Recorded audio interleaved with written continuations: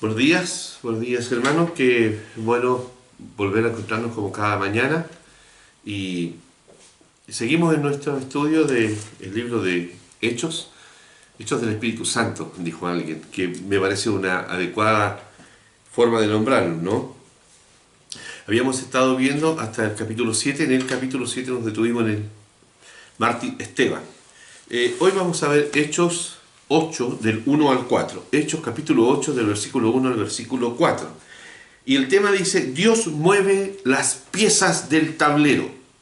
Como si fuera un tablero de ajedrez, ¿no? Pero así es el título. Vimos en el anterior el desenlace de la vida de Esteban. La visión que tuvo antes de expirar Esteban fue gloriosa, realmente. Pero lejos del propósito de Dios, lo que nosotros estimamos como importante. O sea, para Dios una cosa es importante, para nosotros puede que no sea. Dios a través de su Espíritu Santo está comenzando a mover sus piezas en este nuevo tiempo, en el libro de Hechos, en el gran tablero del ajedrez de la humanidad. En el versículo 1 aparece en escena un nuevo personaje. Podríamos decir que la muerte de Esteban da vida a este personaje que se llama Saulo de Tarso. Dice, y Saulo consentía en su muerte. En aquel día hubo gran persecución contra la iglesia que estaba en Jerusalén y contra la iglesia, y todos fueron esparcidos por las tierras de Judea y de Samaria, salvo los apóstoles. Aparece el apóstol Pablo, pero como Saulo de Tarso. Como dice su palabra en Juan 12, 24, vamos a buscar Juan 12, 24. Dice así, de cierto os digo que si el grano de trigo no cae en la tierra y muere, queda solo, pero si muere, lleva mucho fruto. Y yo quiero entender algunas cosas y aplicarlas. Saulo consentía, es decir, aprobaba la muerte de Esteban. No olvidemos que Saulo era romano, de manera tal que actuó como una especie de escribano, de una especie de notario. Él, como el romano del grupo, él autorizó, por así decir, la ejecución de Esteban. Por otra parte, dice que los esparcidos, el ser esparcidos, permitió el cumplimiento de la promesa de Hechos 1:8, que dice, pero recibiréis poder cuando haya venido sobre vosotros el Espíritu Santo y me seréis testigos en Jerusalén, en toda Judea, en Samaria. Es decir, aquí comienza a cumplirse lo que Jesús había entregado como una profecía, ¿no? La palabra esparcidos nos muestra una imagen de lanzar una semilla, como en la parábola del sembrador. De esta manera fue sembrada la semilla de la palabra de Dios. Es bueno destacar que los apóstoles no se fueron de Jerusalén. No tenían temor, se quedaron allí y estaban dispuestos a enfrentar los peligros que ya se cernían sobre sus cabezas. Estaban siendo perseguidos, apresados, apaleados. Y yo quiero decir por qué tomé el pasaje de Juan, porque yo creo que la muerte de Esteban de alguna forma es el nacimiento de Pablo. En el versículo 2 dice, y hombres piadosos llevaron a enterrar a Esteban e hicieron gran llanto por él. ¿Se acuerdan cuando Jesús lloró por Lázaro? Sabiendo que lo iba a resucitar, usted dirá qué sentido tiene.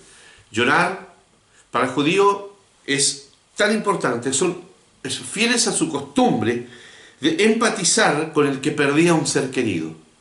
Llorar con los que lloran. Sufrir con los que sufren. Eso es muy fuerte y arraigado en la cultura judía. En el versículo 3, y Saulo asolaba la iglesia y entrando casa por casa arrastraba a hombres y a mujeres y los entregaba en la cárcel. Asolar. Asolar es devastar, destruir, arruinar. Se usa esta palabra asolar cuando una fiera destroza a su presa. Ese era el sentir de Pablo con respecto a la iglesia naciente, esta fe en el Mesías, esta fe en el crucificado y resucitado. Asolaba a la iglesia. Casi increíble, no se puede entender tanto encono, tanto odio expresado de esta manera. Vamos al versículo 4. Pero los que fueron esparcidos iban por todas partes anunciando el Evangelio. Esta fue la forma de Dios para anunciar el Evangelio fuera de Jerusalén. Es la forma de Dios, no es la forma nuestra. Quizás nosotros nos sentamos a planificar la estrategia, seguramente estaríamos viendo la forma, si tenemos una familia en un lugar, entonces quién va a ir, cómo vamos a hacer con la plata, y Dios los hizo ser perseguidos y salieron. Resumen, debemos rescatar algunas cosas importantes de estos versículos. Dios tiene propósitos, en primer lugar, que son más altos que los que nosotros podemos alcanzar a comprender. El cumplimiento de las profecías llevan consigo que muchas veces hombres extraños a Israel o en posición dominante o que no tienen idea, en definitiva, Dios los está usando para sus propósitos superiores. Un buen ejemplo es el nacimiento de Jesús, cuando dice que Herodes ordena un censo, que todo el mundo fuera a su lugar de origen. Y así se cumple, y José y María, que eran de Belén, van a Belén a cumplir con el mandato del rey Herodes, y allí nace en Belén como estaba profetizado. Es así. La salvación de Moisés, como el arco maravilloso, el tablero maravilloso de ajedrez de Dios, permite que él nace y lo recibe la hija de Faraón. Lo salva y lo rescata de las aguas del Nilo.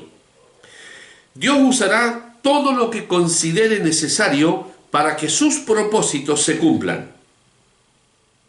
Sin duda, Él va a usar todo. En segundo lugar, Saulo de Tarso presenció, alimentó y consintió en la muerte de Esteban,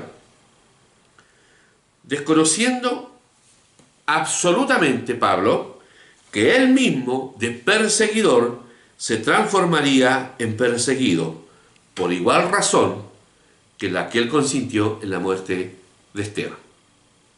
Tercero, Dios permite que esta situación de persecución se vuelva a favor de los que fueron perseguidos y el Evangelio sea predicado y mucha gente tenga la posibilidad de reconciliarse con Dios. En cuarto lugar, la muerte trae consigo la vida. La muerte de Esteban nos trajo al gran apóstol Pablo. En aquel tiempo, Saulo de Tarso, un encuentro camino a Damasco, que vamos a ver en algunas semanas. Conclusión. Dios va a usar los medios que Él quiera para sus propósitos. Entre esos medios podemos estar nosotros, no solo como personas, sino como iglesia. Yo hoy les digo, hermanos, amados, no resistamos el llamado de Dios, no nos conviene. Más bien, tengamos un corazón dispuesto para obedecer y ser parte del plan de Dios.